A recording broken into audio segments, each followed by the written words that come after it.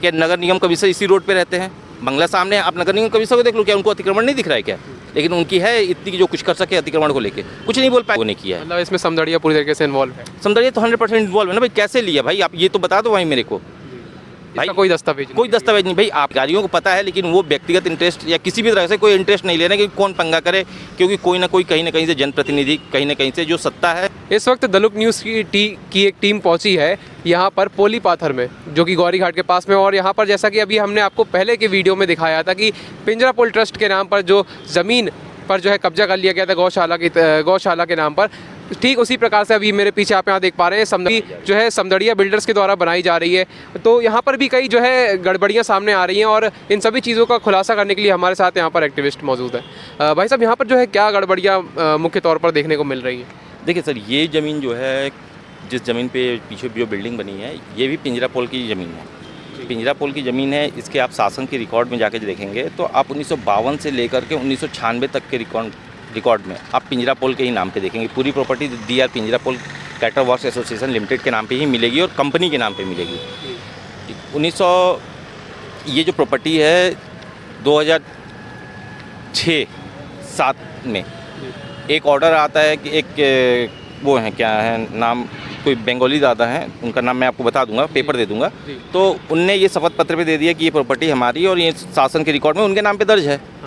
तो शासन के नाम पे जो, इनके नाम पे जो प्रॉपर्टी दर्ज हुई है, कैसे दर्ज हुई है, इसमें ये दिखाया गया है, शासन के आदेश है कि 1995-96 के रिकॉर्ड में DR Pinjrapole cater works association limited Kolkata के नाम पे पोली पात्र में जो खसरा नंबर 41/1 है दर्ज है।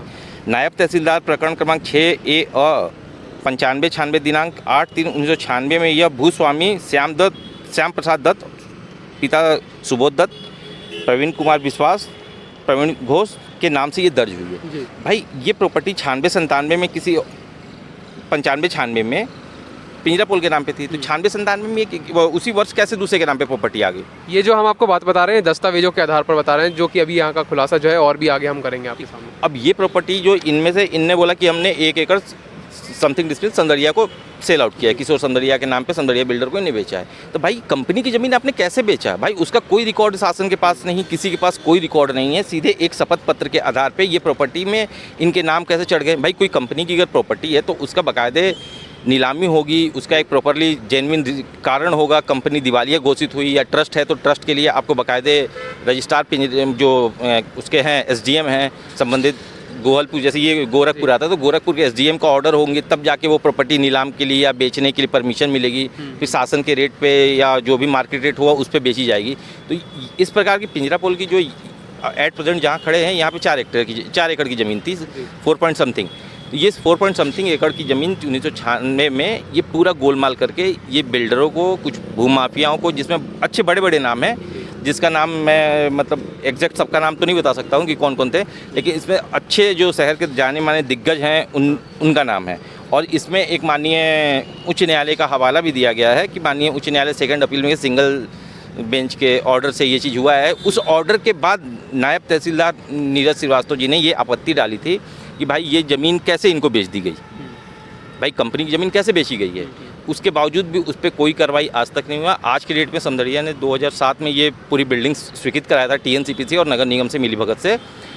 TNCP तो सीधे सीधे बोलते भाई ज़मीन में कोई विवाद हुआ तो ये कैंसिल मानी जाएगी, और बचा सवाल नगर निगम का। तो नगर निगम बोलती भाई जब TNCP एक्टिव हुआ तब मैं यहाँ के पेपर लेके मैं स्वीकृत करके परमिशन दूँगा, जो मूलभूत सुविधाएँ वो होनी चाहिए। मेन मुद्दा फंसता है राजस्व का, कि जो कलेक्ट्रेट का है और जो तहसीलदार SDM और माननीय कलेक्टर महोदय, ये पूरा का पूरा प्रक्रिया वहाँ का है कि वहाँ से ये पूरी ज़मीनों का घेलमाल किया गया है। आप शहर के अभी के डेट में बोलेंगे तो ग्वारी घाट एक बहुत ज़्यादा पॉश इलाके में हो गया। सबकी इच्छा है कि जो ग्वारी घाट में ज़मीन ले, और ग्वारी घाट में ऐसी केवल पिंजरापोल की लगभग 20 से 22 एकड़ ज़मीन है। 20 से 22 एकड़ ज़मीन का टोटल ज़मीन कैलकुलेट करें तो 41 नंबर खसरा और 44 नंबर 1 का 4 पॉइंट समथिंग एकड़ ज़मीन है, और प्लस वहाँ 24 वर्ष से लेकर के 34 तक का जो खसरा है वो पूरे पिंजरापोल की थी। तो पूरे रिकॉर्ड देखा जाए तो यहाँ पे अरबों रुपए की प्रॉपर्टी जो है शासन की है, मतलब पिंजरापोल कंपनी की थी, और उस कंपनी की थी, कंपनी का कोई वारिस नहीं, तो ऑब्वियसली सी बात है शासन की पब्लिक की ज़मीन होगी। वही ये शासन की ज़मीनों पर पूरा का पूरा गोलमाल मिलीभगत से किया जा रहा है। मतलब कि जो शासन की ये ज़मीन है, यहाँ पर प्राइवेट लिमिटेड कंपनियों ने अपने कारखाने एक तरीके से बोलेंगे कि उनने अपने बनाने शुरू कर दिए हैं। हाँ वही भाई, ये पिंजरापोल कंपनी की ज़मीन थी, ठीक है। उसके बाद अपन एक्सेप्ट करिए कि ट्रस्ट की ज़मीन पे आ गई। भाई ट्रस्ट कैसे बन गई पिंजरापुल कंपनी, उसका भी कोई दस्तावेज नहीं। फिर उसके बाद किसी ने ज़मीन को बोल दिया कि इस पे कलेक्ट्रेट में अपने जो भी उनके एडजस्टमेंट हो गए उसे बाबू से नाम चढ़वा लिया और बोले कि हमारे नाम पे चढ़ा है, हम इसको शपथ पत्र पे बेच रहे हैं। तत्कालीन अधिकारियों ने इसकी जांच ही नहीं की। जैसे अभी महेश सिंह चौधरी ने कुंडम वाले प्रकरण में जांच करके 500 एकड़ ज़मीन शासन को चढ़ाई थी, ये सेम प्रकरण है। ये भी पूरी की पूरी ज़मीन शासन के नाम पे ही चढ़नी चाहिए थी। जो आज के डेट में 22 एकड़ के आसपास जो ज़मीन है पोली पाथर की, ये पूरी ज़मीन शासन की है। अब पिंजरापोल का कोई लेना देना ही इसमें नहीं है। पिंजरापोल कैटर वर्क्स एसोसिएशन जो लिखा हुआ है उसमें जो कुंडम वाले भी प्रकरण देखेंगे तो उसमें भी सेम नाम लिखा है, पिंजरापोल कैटर वर्क्स एसोसिएशन लिखा हुआ है। तो जब वो शासन को जा सकती तो ये शासन को क्यों नहीं जा सकती है? अच्छा, अभी आप देखेंगे कि यहाँ पर तो बहुत सारे लोगों ने अपने घर भी ले लिए होंगे जहाँ पर ये निर्माण हो गया है समदड़िया बिल्डिंग का। तो इसमें फिर अब वो जनता क्या कर सकती है जो यहाँ पर रहने वाले हैं? इसमें जनता की तो कोई गलती नहीं। जनता ने तो हर चीज़, एक जो आम इंसान कोई भी हम हो आपको कोई भी सब चीज़ देखते भाई टीएनसीपी से अप्रूव है, ठीक है अप्रूव है, भाई नगर निगम से अप्रूव है, पूरे प्रॉपर्टी डॉक्यूमेंट है, अप्रूव है। अब वो जनता तो पूरी ज़िंदगी भरी कमाई लेके फ्लैट ले ली। अब कल को इस पर कुछ होता है तो शासन उसके राजस्व भरेगा। या तो अधिकारी जो रिटायर्ड अधिकारी हैं जिनने ये घपले किए हैं या तो उनसे रिकवरी करे शासन या कुछ करे। तो न्यायालय बोल देता है कि भाई रिटायर्ड अधिकारी से आप कुछ क्लेम कर नहीं सकते हो, जब तक आप रिटायर नहीं हो रहे तब तक पैसा खाते रहो। इस तरह से जो भी शासन की ज़मीन है अधिकारियों की किसी कर्मचारी के नाम पे चढ़ा दो, किसी के नाम पे चढ़ा दो, आराम से राजस्व की खाते जा रहे हैं। सेम प्रक्रिया चल रही जो कि आप देखेंगे कि जबलपुर में, खास करके जबलपुर में 1996 के बाद इतने ज़्यादा मतलब 96 से चालू हुए हैं और उसके बाद 2003 के बाद से जो ज़मीनों में घोटाला हुआ है ना, बहुत जम के हुआ है। आप ये पूरे आप शहर जबलपुर शहर का अगर आप गूगल से भी अगर रिकॉर्ड उठाना चाहें ना तो गूगल से आप रिकॉर्ड उठा लें कि 2005 का जो गूगल अर्थ में जो जबलपुर की फ़ोटोग्राफ है और जो आज की फ़ोटोग्राफ है, आप देखिए कितना डेवलपमेंट हुआ है। और अधिकतम प्रॉपर्टी जो है वो सारी ट्रस्ट की है। अधिकतम प्रॉपर्टी आप जबलपुर में ढूंढेंगे तो ट्रस्ट की प्रॉपर्टियाँ हैं और ट्रस्ट रिकॉर्ड जबलपुर में है। ये वो भी कलेक्ट्रेट के पास है, सारे रिकॉर्ड कलेक्ट्रेट के पास है, सब चीज़ है। लेकिन फिर भी उस पर नज़रअंदाज किए जा रहे हैं अधिकारी व्यक्तिगत लाभ के लिए, और कुछ भी नहीं है। ऐसा भी नहीं है कि प्रकरण अधिकारियों को नहीं पता है, अधिकारियों को पता है, लेकिन वो व्यक्तिगत इंटरेस्ट या किसी भी तरह से कोई इंटरेस्ट नहीं ले रहे कि कौन पंगा करे। क्योंकि कोई ना कोई कहीं ना कहीं से जनप्रतिनिधि, कहीं ना कहीं से जो सत्ता है वो सत्ता के हाथ में चाबी है। और सारे जो भी लोग इन्वॉल्व हैं वो सब सत्ता के थ्रू ही इन्वॉल्व हैं कहीं ना कहीं से। मतलब यहाँ पर इस ज़मीन पर भी जो है बड़ा विवाद है और बड़े लोग जो हैं इसमें शामिल हैं। बिल्कुल बिल्कुल। जब तक जिसका शासन है, शासन और सत्ता दोनों एक ही है। जब तक उनका दबाव है तो पूरा काम उसी पे खेल रहे हैं ये। आप अगर देखेंगे तो पूरी जो भ्रष्टाचार 2005 के बाद से जो भू माफियाओं ने किया है, अधिकतम सारे के सारे जो सत्ता के साथ जो इनकी साठगांठ मिला करके उन्हीं लोगों ने किया है। मतलब इसमें समदड़िया पूरी तरीके से इन्वॉल्व है। समदड़िया तो 100% इन्वॉल्व है ना भाई। कैसे लिया भाई आप ये तो बता दो भाई मेरे को। भाई कोई दस्तावेज नहीं भाई। आपको टीएनसीबी बोलती है कि जो भी दस्तावेज है साइट पे होना चाहिए, और आप बाकायदे एक मैप बना करके साइट पे लोकेशन पे लगाओगे। कहाँ लगा है आपने देखा आज तक किसी भी बिल्डर ने अपना ये पूरी मानचित्र लगाई हो कि भैया हमारा ये मानचित्र है, हमने ये यहाँ से सैंक्शन लिया है और ये सैंक्शन है और ये भू साइज़ है और ये प्लॉट है। आप जहाँ पे खड़े हैं आप दिखा दें यहाँ पे। अगर यहीं पे जो अभी पीछे डेवलपमेंट हो रही है उसका कहाँ है, पीछे नाला है, नाला के साइज से किसी को नहीं पता। आप कलेक्ट्रेट बोलोगे तो मेरे को नहीं पता, नगर निगम बोलेगी मेरे के पास रिकॉर्ड नहीं है, और सारे नाले के पास अतिक्रमण हो रही है। एक तरफ टीएनसीपी जो बोल रही है कि नाले की तरफ दोनों साइड आपको 10-10 फीट 3-3 मीटर की ज़मीन छोड़नी है पब्लिक चलने के लिए, एक तरफ नाले सफाई करने के लिए और एक तरफ वृक्षारोपण के लिए। आप शहर के अंदर देख लो, कहीं पे भी किसी नाले के ऊपर वृक्षारोपण इनने किया है और नाले के बाद 10 फीट की ज़मीन छोड़ी है, एक तरफ सफाई करने के लिए और दूसरी तरफ 10 फीट की ज़मीन किस लिए, वृक्षारोपण के लिए। आप शहर में किसी भी कोने में उठा के देख लो, पूरे के पूरे केवल भ्रष्टाचार और जितनी ज़्यादा हो सके शासकीय ज़मीनों को इन लोगों ने अतिक्रमण, किसी को कुछ भी नहीं कर रहे हैं। और इसमें बुरी तरह से जो फंस रही है वो जनता फंसेगी। और कल को फिर वो न्यायालय जाते, फिर न्यायालय में जाते, फिर वो पेंडिंग पड़ा रहता है न्यायालय भी उतने दिन तक। लेकिन मूलतः जो गरीब इंसान है जो पूरी ज़िंदगी भर की कमाई से खरीदता है बिल्डिंग, उसके पूरे पैसा सत्यानाश हो जाए। न्यायालय उठा के बोल देती भाई कि तो पूरी बिल्डिंग गलत है, आप तोड़ दो।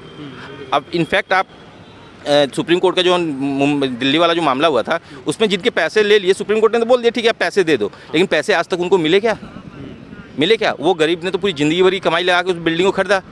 भाई बनने उस अधिकारी की गलती थी ना, जिस अधिकारी ने परमिशन दी, जिसने परमिशन के साथ सहयोग दिया। भाई नगर निगम या उस जो संबंधित डिपार्टमेंट उसकी लायबिलिटी क्या है भाई? उसके लिए तो उसको इतने कर्मचारी दिए गए ना, उसी के लिए पैसा देते कि आप शहर का सर्वे करते रहोगे, आपके पास क्या है क्या नहीं है।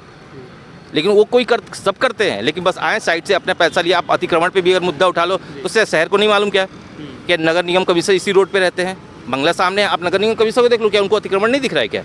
लेकिन उनकी है इतनी कि जो कुछ कर सके अतिक्रमण को लेके कुछ नहीं बोल पाएंगे, क्योंकि कहीं ना कहीं से फ़ोन आ जाएगा तो बोले भाई हमको नौकरी करनी है, ये करनी है, सीधी सी बात है। तो मतलब आप देखेंगे कि यहाँ पर जो है सारी गलती जो है बिल्डर की तो है ही, साथ में इसके अलावा यहाँ पर देखेंगे कि कहीं ना कहीं यहाँ पर शासन का भी इन्वॉल्वमेंट है, क्योंकि चूँकि शहर में, इतने बड़े शहर में 24 लाख जहाँ पे जनसंख्या है और इतना बड़ा ये महानगर है, यहाँ पर शासन की नज़र हर एक भूमि पर होती है। यहाँ पर हर एक भूमि पर नायब तहसीलदार की नज़र होती है कि यहाँ पर किस प्रकार से क्या काम चल रहा है, क्या नहीं हो रहा है, ये सारी जानकारियाँ उनको होती हैं। और इसके बाद भी अगर जनता को नुकसान होता है इस फैसले से, इस बिल्डरों के इन रवैयों से अगर नुकसान होता है, तो सरकार आखिर उन पर फैसला कब लेगी और कब उनको जो है हिरासत में लेगी या कब उन पर कानून का जो है डंडा बरसाएगी। अभी आप देखेंगे मेरे पीछे इतनी बड़ी ये बिल्डिंग है, यहाँ पर जिन लोगों ने घर ले लिए हैं, आखिर उनका क्या होगा यदि यहाँ पर किसी प्रकार का मामला न्यायालय में जाता है और न्यायालय की तरफ से ये आदेश आ जाएंगे, अगर आते हैं कि आप बिल्डर की तरफ से उनको जो भी पैसे देने होंगे, जो लोग यहाँ पर रह रहे हैं उनको अगर पैसे देने की बात आएगी, तो बिल्डर तो कहीं ना कहीं तो वो भी बिचकेगा कि हाँ हम पैसे नहीं देंगे, या फिर देने का अगर वादा भी करता है तो कहीं ना कहीं आप समझ सकते हैं कि लापरवाही उसमें भी होगी। तो आखिर इसमें जनता की क्या गलती है? और जैसा कि अभी हमें बताया जा रहा है, ये नियम के अनुसार है कि जहाँ भी इस प्रकार की भूमि का निर्माण कार्य चलता है तो वहाँ पर एक बोर्ड लगाया जाता है जो कि नियम के अनुसार रहता है। उसमें उस बोर्ड में आपका पूरा मानचित्र होता है कि इस जगह पे क्या डेवलपमेंट होना है, क्या बिल्डिंगें बननी है, क्या पार्क है, क्या नहीं है, क्या है, इन सभी चीज़ों के बारे में वहाँ बताया जाता है। और अभी आप मेरे पीछे यहाँ देख पा रहे होंगे, अभी हम आपको नज़दीक से भी दिखाएंगे, यहाँ पर एक नाला हुआ करता है जिस पर भी लगभग जो है कब्जे की जो है कार्यवाही चल रही है, जो प्राइवेट तरीके से, एक तरीके से कब्जा यहाँ पर शासन की ज़मीन पर किया जा रहा है। अभी हम वीडियो में वो भी आपको दिखाएंगे। और जैसा कि बताया जा रहा है कि नाले के आसपास, जो नाले के दोनों तरफ होते हैं, वहाँ 10-10 फीट की, मेरा नहीं, टीएनसीपी की गाइडलाइन, गवर्नमेंट की गाइडलाइन है टीएनसीपी का। आप 2021 का, उसके पहले का भी आप टीएनसीपी का गाइडलाइन देंगे तो आपको टीएनसीपी में स्पष्ट लिखा है कि नाले के तरफ दोनों तरफ 10-10 फीट की जगह छोड़नी है, एक प्लांटेशन के लिए और दूसरी तरफ रोड को नाले को सफाई करने के लिए। आप नाले की सफाई कैसे करोगे भाई? नाले में जाने के लिए तो रास्ता चाहिए ना आपको, तो कैसे सफाई करोगे? क्रेन खड़ा करना तो कैसे सफाई करोगे आप? जब सरकार ने ये नियम बना दिए हैं तो फिर बिल्डर्स के द्वारा इन नियमों का पालन नहीं किया जाता है, तो इस पर भी सरकार को कार्रवाई करनी चाहिए। और अभी हम आपको आगे चल करके वीडियो में दिखाएंगे और भी कुछ ऐसी बातें हैं भाई साहब जो यहाँ पर लगता है कि हाँ वास्तविकता में जो है और बड़ी गड़बड़ियाँ सामने आ रही, इसमें बड़े योगी नेता और बड़े दिग्गज लोग भी सामने आ रहे हैं। देखिए अभी जो है, मैंने आपको बेसिक तौर पे बताया, जो अभी नई बिल्डिंग बन रही है ये मेरे को संदिग्ध लग रही है, क्योंकि जो इनमें जो पहले इनके पास जो जगह थी 41 नंबर खसरे में, जो इनने ओपन स्पेस बताया था जो फ्यूचर डेवलपमेंट के लिए रखा था, वो 1479 स्क्वायर मीटर जगह रखा था। तो 1479 स्क्वायर मीटर ज़मीन, ये जो आपका डीएस लिखा है, इसे थोड़ा सा इधर आकर के ये क्लोज करते तो 1479 स्क्वायर मीटर हो सकता है। लेकिन अब ये लैंड किसकी है ये मेरे को एग्जैक्ट नहीं क्लियर है, लेकिन मैं इसका परमिशन के लिए अब टीएनसीपी से बात मांगता हूँ कि टीएनसीपी ने ये परमिशन जो दिया है वो किस लैंड पे दिया है और किस आधार पे दिया है। तो इस वाले लैंड का तो नहीं है, इस वाले लैंड की आपको क्लियर डेटा दे दिया मैंने। तो आपने देखा यहाँ पर जो है अभी भी कहीं ना कहीं जो है कब्जे की भूमि जबलपुर में संचालित की जा रही है भूमाफियाओं के द्वारा। तो आखिर इस पर सरकार कब निर्णय लेगी, ये देखने वाली बात है। कैमरामैन राजेश के साथ संवाददाता Animesh Mishra, the look news channel.